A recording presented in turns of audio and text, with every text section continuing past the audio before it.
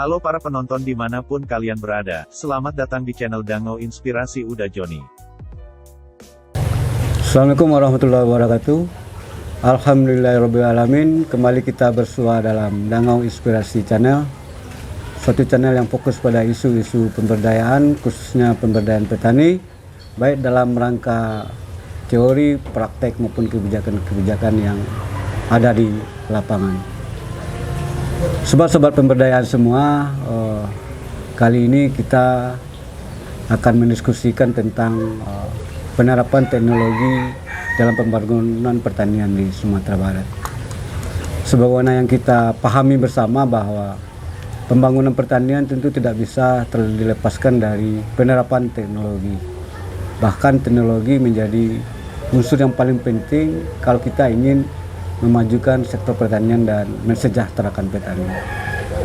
Nah, ini yang akan kita diskusikan dengan pakar teknologi dari Universitas Andalas, khususnya Fakultas Teknologi Pertanian Universitas Andalas, Bapak Dr.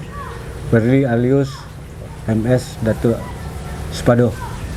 Selamat siang Pak Datuk. Ya, selamat siang. Assalamualaikum Pak Yos. Gimana? Alhamdulillah sehat. Alhamdulillah. Ya. Baik-baik ya. Aktivitas sekarang gimana ini Pak Datuk?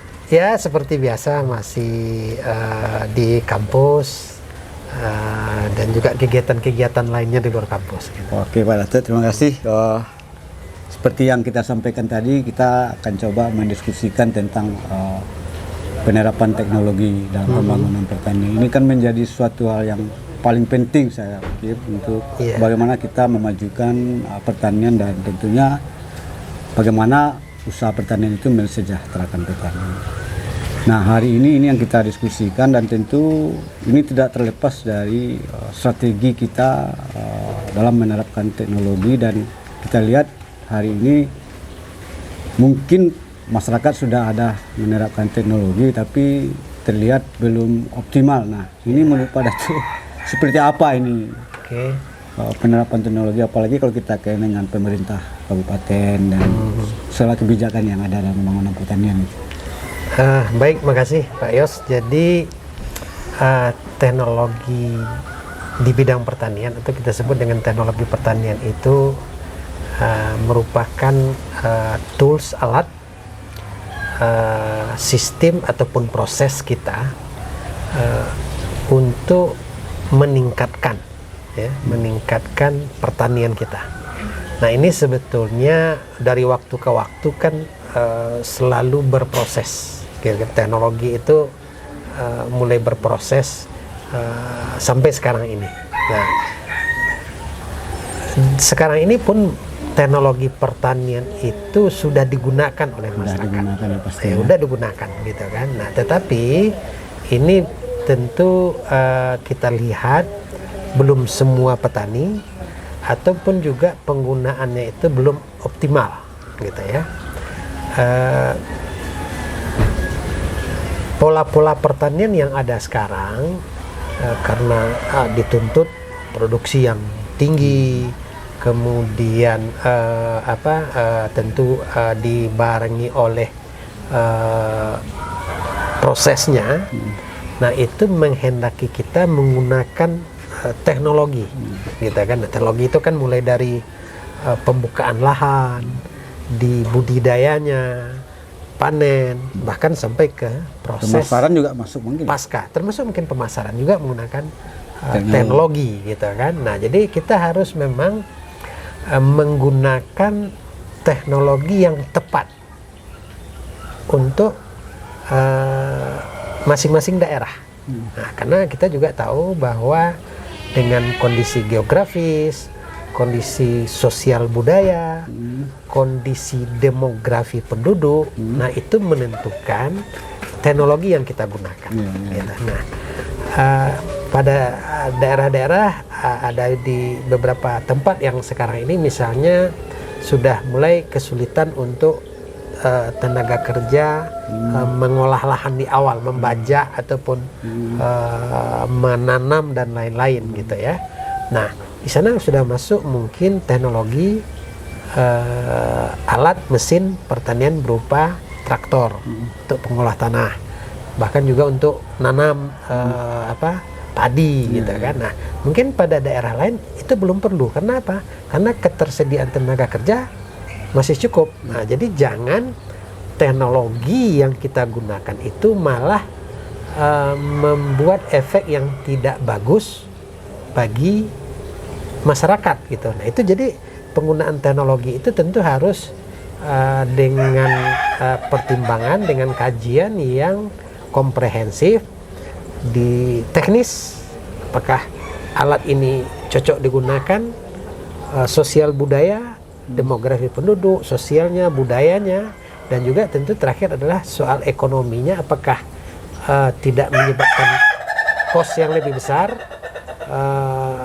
sehingga membebani daripada misalnya masyarakat petani gitu. Jadi poin-poin itu harus kita lihat dalam penggunaan teknologi. Jadi tidak traktor pakai traktor, bukan hanya seperti itu. Nah, kalau kita lihat faktanya hari ini yang digunakan oleh petani ini teknologi itu seperti apa ini Pak? Apakah sudah ada kesesuaiannya atau memang ya ini yang ada teknologi dipakai aja begitu tanpa ada pertimbangan apakah tepat lokasi, tepat kebutuhan, ini seperti apa? Oke, sejauh yang pada mungkin terlihat. Kalau secara umum saya kira pemerintah dalam ini mungkin dinas sudah mencoba melihat kondisi seperti itu. Nah, tetapi tentu perlu aturan-aturan yang lebih jelas dan perencanaan ke depan. Gitu. Nah, kenapa? Misalnya kita lihat aja untuk alat ngolah tanah, ya kan, traktor gitu kan. Nah, ada daerah-daerah yang mungkin kita bisa gunakan traktor roda 4, gitu ya. Ada yang karena demografinya, karena topografinya, kita gunakan traktor roda 2. Nah, ini belum kelihatan dari perencanaan yang dilakukan oleh pemerintah ya. Ya, secara ininya itu sudah menjadi patokan bagi pemerintah dalam distribusi secara umum. Tetapi mungkin ada juga yang karena kita tahu bahwa sekarang ini untuk alat-alat pertanian itu kan banyak dibantu. Banyak dibantu, ada yang program Pemprov, ada yang kementerian, ada yang bahkan pokir DPRD gitu kan. Nah, kadang-kadang ada juga yang tidak tepat gitu, tidak tepat dengan lokasi, dengan keadaan topografi yang berbukit-bukit misalnya, ada traktor roda 4 gitu kan. Ini akan kesulitan gitu. Nah, tetapi Pak ya, saya potong sedikit, harusnya kita sudah punya mapping gitu ya. Termasuk roadmap misalnya, berapa sih traktor yang dibutuhkan untuk pengolahan tanah di Sumatera Barat? Untuk Sumatera Barat saja dulu. Gitu kan. Nah, itu tentu berdasarkan tadi gitu kan, berapa luas wilayah. Nah, kemudian dari sekian banyak itu berapa, di mana saja daerahnya yang traktor roda 4, ya kan? Di mana saja daerahnya yang hand traktor atau roda 2 gitu kan. Terus ya, kapan target kita? Toh kan tidak mungkin sekali jalan semuanya dapat. Nah, ada roadmapnya bahwa misalnya kebutuhannya ada 10.000, tahun ini kita cukupi berapa. Nah, sampai kapan target itu tercapai gitu kan. Nah, kemudian juga harus diimbangi dengan perencanaan setelahnya. Bukan hanya sampai membagi traktor kan. Setelah itu selesai urusan, bukan seperti itu. Gitu. Toh nanti ada kerusakannya seperti apa? Di mana kita harus dirikan bengkelnya? Gitu kan, tidak mungkin traktor di Pasaman rusak terus dinaikin mobil dibawa ke Padang untuk memperbaiki. Tidak mungkin seperti itu. Jadi perlu perencanaan yang komprehensif untuk katakanlah alat dan mesin pertanian. Itu baru satu gitu ya. Itu baru urusan traktor itu. Baru urusan traktor gitu ya. Nah, sampai nanti ke pengolahan hasil pertanian. Oke. Di mana kita perlu rumah pengering. berapa kita perlu rumah pengering, teknologi seperti apa rumah pengering yang kita bikin. Nah itu kan belum ada gitu. Jadi saya pikir bahwa kita sudah melihat bahwa penggunaan teknologi pertanian itu bisa membantu untuk meningkatkan efisiensi, kemudian Aktivitas, ya. mempermudah kerja, aktivitas, dan juga peningkatan hasil. Nah, itu sudah secara umum itu sudah terbukti gitu kan. Nah sekarang pengaturan kita lagi, ya kan, di tiap kota kabupaten harus di mapping kebutuhannya berapa, teknologi seperti apa yang dibutuhkan, terus bagaimana pemerintah daerah memenuhinya, dalam jangka berapa lama ini terpenuhi, terus kemudian bagaimana memaintenance-nya. Nah ini kan perlu suatu perencanaan yang matang. Artinya, kalau kita memang mau sungguh-sungguh menggunakan teknologi artinya pertanian. kita butuh rencana yang lebih detail ya tentang Iya. penerapan teknologi, dan itu tidak hanya tingkat provinsi Sumatera Barat, tapi juga pemerintah kabupaten kota di Sumatera Barat juga punya perencanaan teknis yang terkoneksi Ya, betul. terintegrasi. Ya. Itu intinya. Jadi salah satu contoh, misalnya ada anggota DPR RI yang punya pokir, Ya. terus dia beli traktor gitu kan. Nah itu kan harus dibekali dengan traktor apa yang mau dia beli, Dan itu harus sesuai dengan perencanaan gitu kan. Nah sehingganya apa? Kalau pemerintah daerah punya, dia bisa berikan kepada anggota dewan ini. Bapak kalau mau meinikan pokirnya untuk alat mesin pertanian, teknologi pertanian, kalau di sini ini yang dibutuhkan, kalau di sini ini yang cocok, gitu kan. Nah itu kan harus ada. Kalau enggak, belum tentu anggota dewan itu tahu itu daerahnya berbukit apa enggak, cocok enggak untuk main kasih aja gitu, iya, apa yang diminta oleh, apa yang diminta, gitu tapi kan. tidak masuk dalam sistem perencanaan penerapan teknologi gitu. Iya. Nah, Dan Pak Datuk sebagai yang banyak berkunjung sudah melihat enggak hal-hal seperti ini mulai dibicarakan di tingkat pemerintah? Perencanaan teknologi, Ya, kalau- atau roadmap lah istilahnya tadi. Iya. Roadmap pengembangan penerapan teknologi pembangunan pertanian. pertanian. Secara diskusi itu sudah kita banyak diskusi dengan kawan-kawan, itu memang terlihat bahwa ada bantuan alat mesin atau teknologi pertanian yang diberikan kepada satu kelompok ternyata tidak tepat, tidak pas, gitu kan, akhirnya tidak bisa digunakan, gitu. Nah, sudah didiskusikan. Tetapi pada tahap ini menjadi bagian daripada suatu perencanaan Sama sistem RPJMD di pemerintah itu belum. Itu belum. Dan saya kira itu perlu. ya. Itu perlu gitu. Jadi tiap kota kabupaten punya roadmap, provinsi punya roadmap, sehingga kita punya guidance, kita punya panduan, gitu. Iya kan? Tidak asal kasih aja. Nah, dari penelitian tahun lalu kita juga dapatkan bahwa ada satu daerah yang menumpuk bantuan itu traktor, ya kan? Daerah lain malah kosong sama sekali, gitu kan? Itu banyak kita jumpain, gitu kan? Nah, ternyata apa? Ternyata memang keaktifan kelompok itu juga membuat mereka mendapat bantuan. Jadi dia aktif punya kelompoknya, kemudian komunikasi bagus dengan dinas, ya, komunikasi bagus dengan anggota dewan, gitu kan. Nah, mereka bisa dapat, gitu.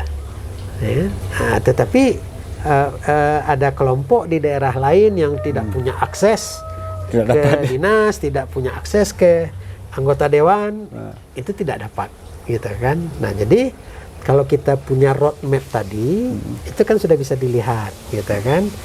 Dinas, anggota dewan, atau siapapun yang akan membantu misalnya alat mesin pertanian, termasuk misalnya Pemda sendiri mengalokasikan anggaran untuk pembelian alat-alat teknologi pertanian. Nah itu kan bisa lihat, oh di daerah ini yang diperlukan ini, oh yang hari ini kita perlu alatnya ini, gitu kan, teknologinya ini, gitu kan. Nah itu akan bisa memberikan dampak yang bagus terhadap perkembangan teknologi pertanian di Sumatera Barat. Tapi kan untuk menyusun roadmap itu kan bukan pekerjaan yang gampang juga, kan mulai dari pemetaannya juga harus dilakukan, potensi yang ada di suatu daerah harus juga dilihat apa kebutuhannya, kondisi lokalnya juga penting tuh diperhatikan. Nah, Pak Datuk sebagai orang kampus sendiri, apakah sudah mencoba juga ini mengkomunikasikannya bagaimana kita bisa menghasilkan roadmap ini dan kesiapan sumber daya kita sendiri gitu? Ya, kampus dalam konteks sebagai institusi akademik kita lakukan itu. Nah, walaupun karena keterbatasan apa yang lain-lain itu mungkin parsial-parsial, gitu kan. Dan sebetulnya yang penting itu niat dulu, Pak Yos. Kalau kita niat baru kita cari jalan. Contoh, saya gunakan mahasiswa KKN. Misalnya tahun lalu saya minta mereka menginventarisasi rice milling, heller di lokasi KKN mereka. Apakah di nagari tempat dia KKN ada heller atau rice milling? Kalau ada, kapan dibangun? Siapa yang punya? Swasta, kelompok, ya kan? Kemudian bagaimana efisiensi, katakanlah rendemennya, lalu bagaimana tingkat kerusakannya, gitu kan? Nah, itu kita lakukan. Ya kan? Nah, parsialnya juga ada mahasiswa-mahasiswa yang juga melakukan kajian-kajian mengenai penerapan teknologi pertanian di tempat-tempat tertentu, gitu. Nah, tapi kan memang skalanya itu skala kecil, gitu kan. Nah, tentu kalau pemerintah daerah membuat kebijakan, ya kan, tentu lebih komprehensif, ya kan, lebih mencakup daerahnya itu yang lebih luas, gitu kan. Nah,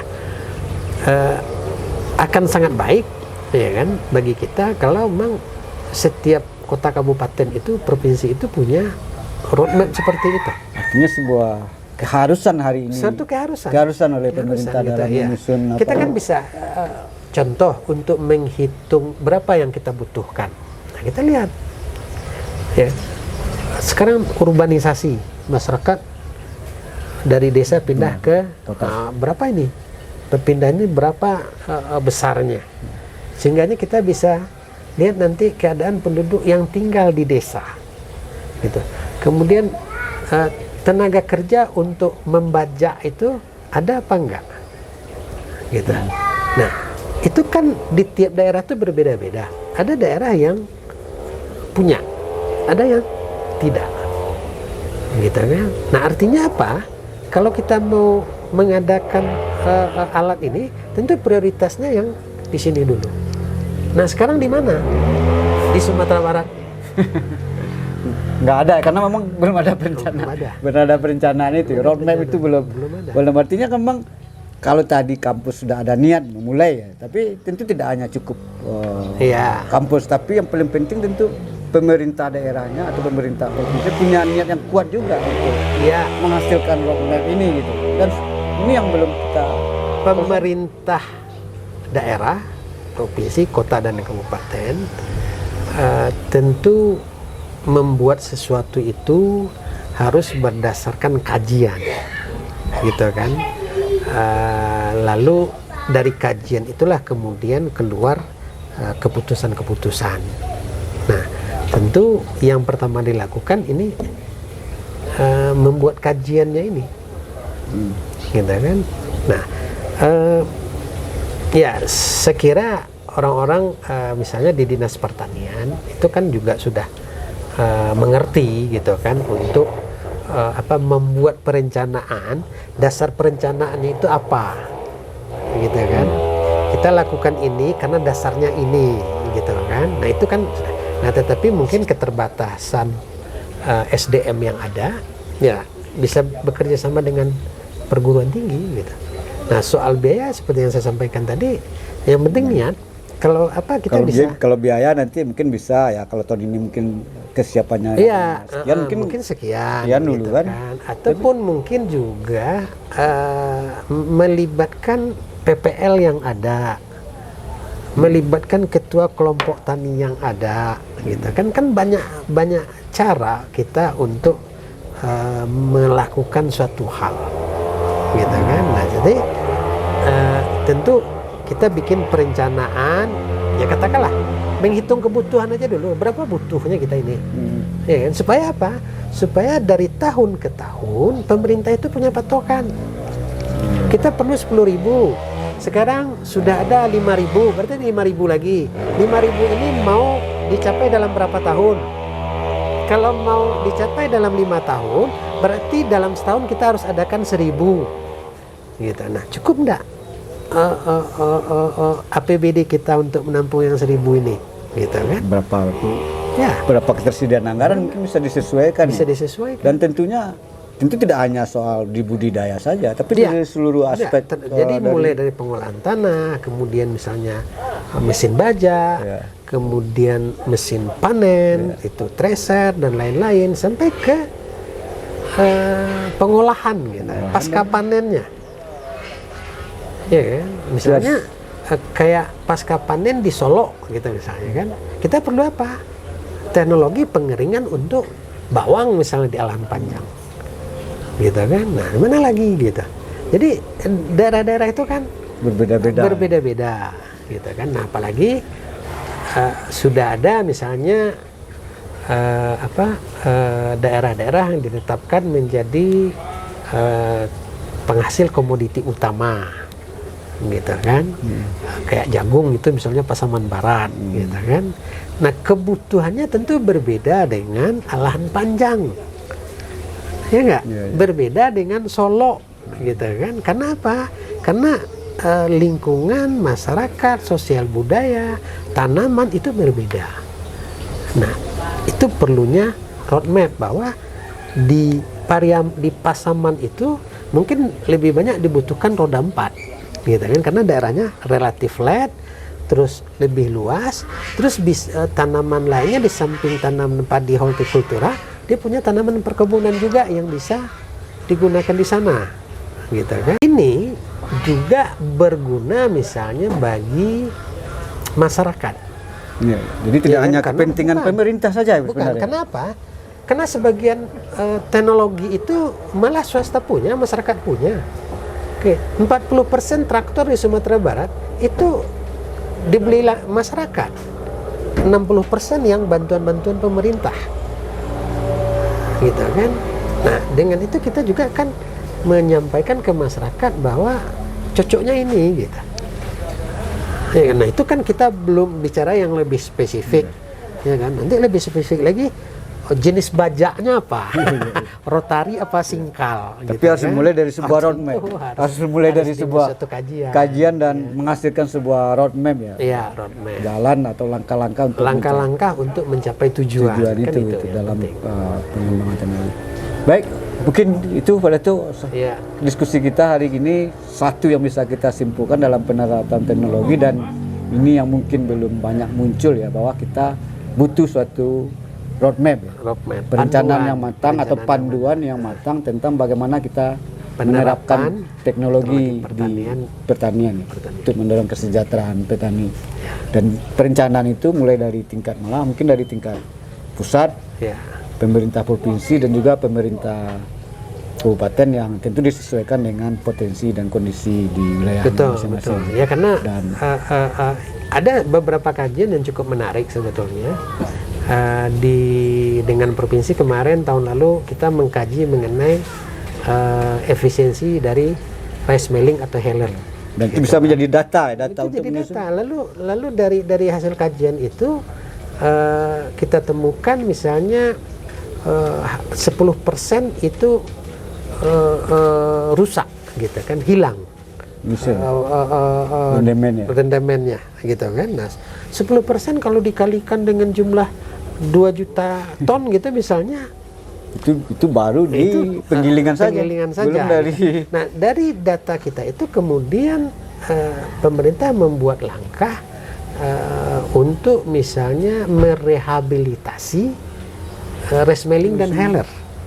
Iya kan? Nah, itu lalu dilihat ternyata berapa? Oh, dari sekian ribu yang ada di Sumatera Barat, kemampuan pemerintah mungkin hanya segini. Lalu dibagi-bagilah, tiap tahun itu kita bantu rehabilitasinya berapa unit gitu. Terus apa yang kita bantu itu apa gitu kan. Nah, ini kan merupakan penerapan teknologi pertanian untuk mengurangi losis, sehingganya ketahanan pangan Sumatera Barat tetap terjaga. Intinya bahwa pentingnya roadmap ini tidak hanya untuk kebutuhan pemerintah saja, tapi juga untuk bagaimana pihak swasta terlibat, betul. Masyarakat sendiri menentukan teknologi yang akan dipakainya. Jadi kebutuhannya adalah kebutuhan kita semua, dan tentu pemerintah yang di depan untuk menghasilkan roadmap ini. Ini yang paling penting. Itu yang penting. Dan juga ke depan, kita lihat ke depan itu penggunaan teknologi ini kan semakin masif. Apalagi perkembangan teknologi digital sudah. Dan juga kebutuhan masyarakat gitu. Kebutuhan masyarakat apa misalnya kayak jagung. Nah, sekarang kalau dulu jagung kita itu kan asalan gitu ya. Kita jual ke pasar, mutu itu tidak terlalu penting. Gitu kan. Tetapi sekarang misalnya di Sumatera Barat sudah ada pabrik pakan ternak. Nah, perusahaan ini membutuhkan jagung dengan kualitas tertentu, misalnya kadar airnya berapa, gitu kan. Nah, ini tentu bisa dicapai dengan penggunaan teknologi, gitu. Nah, dengan kebutuhan-kebutuhan yang ke depan semakin berkembang, maka teknologi pertanian juga tentu semakin dibutuhkan. Terima kasih Pak Datuk atas diskusinya. Baik. Sobat-sobat pemberdayaan semua, seperti apa kita sampaikan dari hasil diskusi kita dan pemerintah sebenarnya, dan kita semua juga perlu menghasilkan sebuah roadmap penerapan teknologi di Sumatera Barat, dan ini menjadi panduan bagi kita bersama untuk terlibat dalam pembangunan pertanian yang mensejahterakan petani. Demikian kawan, terima kasih sekali lagi Pak Datuk. Sama-sama. Assalamualaikum warahmatullahi wabarakatuh. Assalamualaikum warahmatullahi wabarakatuh. Terima kasih banyak. Video kami kali ini, terima kasih sudah menonton. Jangan lupa untuk like, komen, dan subscribe untuk mengikuti perkembangan terbaru dari channel ini. Sampai jumpa di video selanjutnya.